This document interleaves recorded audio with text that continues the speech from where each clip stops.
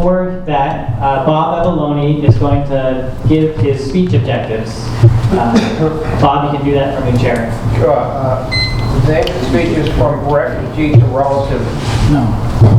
It's 6 to 8 minutes out of the manual, which means not from the manual. They couldn't hear. Could you pass the microphone? Really hold it close. Thank you. The speech title is From Refugee to Relative. 6 to 8 minutes out of the manual, which is another way of saying not from a manual. Objectives are to entertain the audience and not use any notes. Thanks, Bob. And this is what Pete had to say about creative self-expression.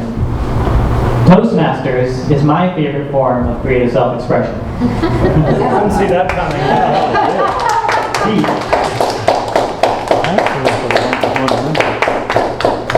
Yeah.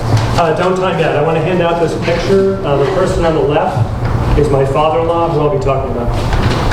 And the people on the right are his parents. That'll become relevant in a minute. So, I had a terrific father-in-law. His name was S. Robert Wolf, and he unfortunately passed away a couple of years ago. But there was a dark side, and the dark side was related to the S in his family, in his name. The S stood for Siegfried. He was born in Holland. Talked about Holland a minute ago, Mickey. And in the early 30s, and his family was Dutch, and they moved to Germany in the 1930s for a family business. Now, if you're Jewish, moving to Germany in the 1930s with Hitler, not a good thing. In 1938, November, there was an event called Kristallnacht. Some of you might have heard of it. It stands for the Night of Broken Glass. And it's when Nazis rioted against Jews and their businesses and their property. Now, luckily, 2 days before Kristallnacht, the Wolf family got a message from a friend that said the police are coming for you tomorrow, you need to leave. So they did, right before Kristallnacht.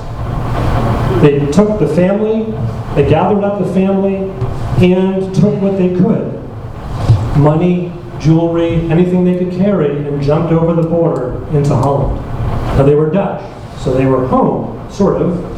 But remember, this was the time of Hitler, and about to be World War II. So they stayed in Holland for a brief time, and then the war began, and they became refugees. The Germans were constantly behind them, trying to get them, and they had to stay ahead of them. They spent a brief time in Holland. They then moved on to Belgium, but they had to move quickly because the Germans took Holland and Belgium. Then they had to get into France, and the Germans had already taken over France. They had to get over an occupied border with German soldiers. Now, Siegfried at this time was about 6 years old, and his brother Manfred, was about 4. So the family was caring for the kids, and they were trying to, every night, they were trying to figure out how to have a roof over their head, how to have food, where could they go, how would they educate the kids, that sort of thing.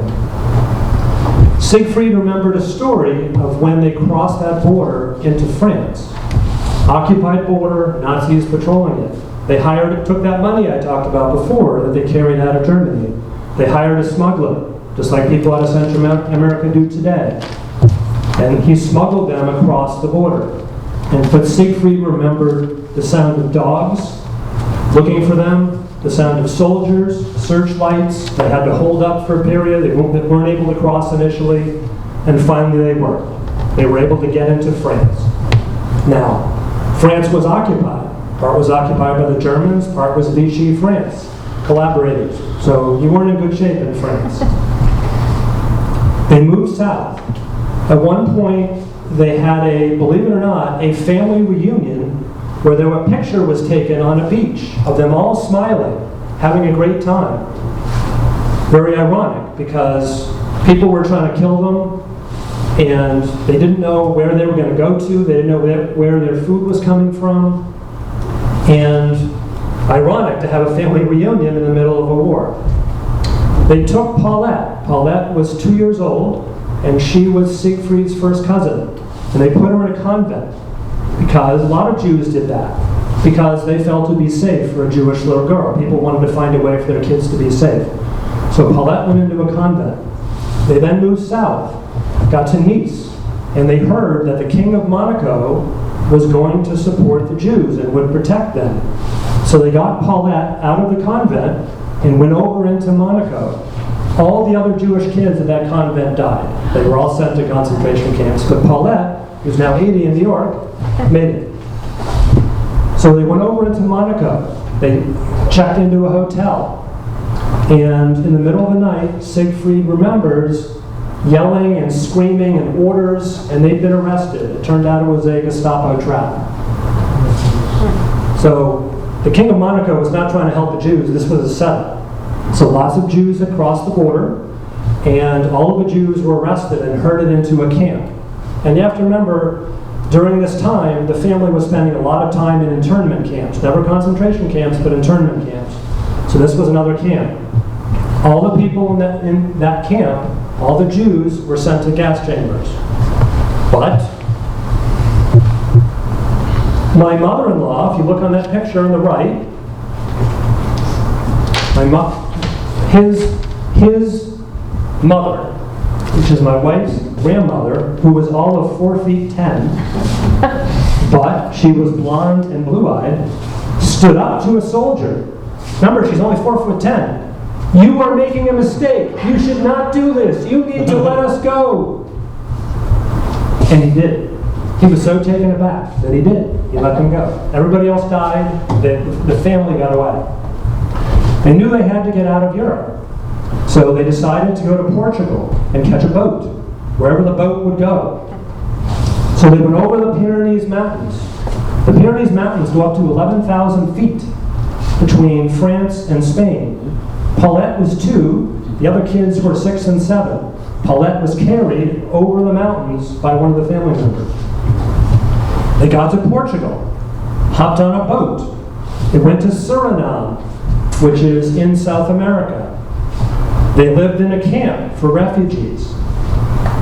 And during that time, and it was hot. It was along the equator in South America. It was really hot. And they hired someone, remember they were trying to educate the kids all this time. They hired someone to teach Siegfried math. He was taught algebra at the age of 10. And Manny was really good in languages and language arts. So they spent some time in Suriname. They then headed off to Curacao, an island off the coast of Venezuela, which was sort of home, because Curacao was a Dutch, and is a Dutch colony. So they went to Curacao. He spent Siegfried spent his teenage years in Curacao, and believe it or not, remember I said he was good in math, he applied to MIT and got in.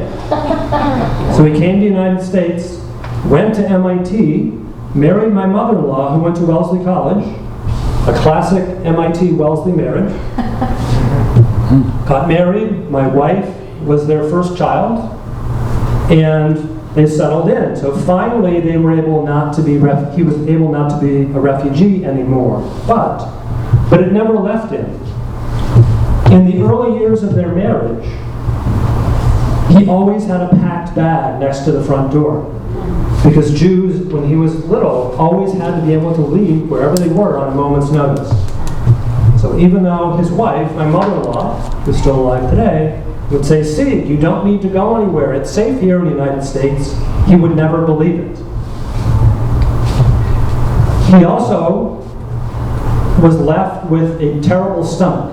When you're a little boy and you're a refugee and you don't know where your food is coming from, and you spend a lot of time at 6, 7, and 8 years old trying to find food, it impacts your stomach. And he had a sour stomach till the day he passed away. So he went from being a refugee to being my relative, but it never left him. And he was a terrific guy despite that. Thank you.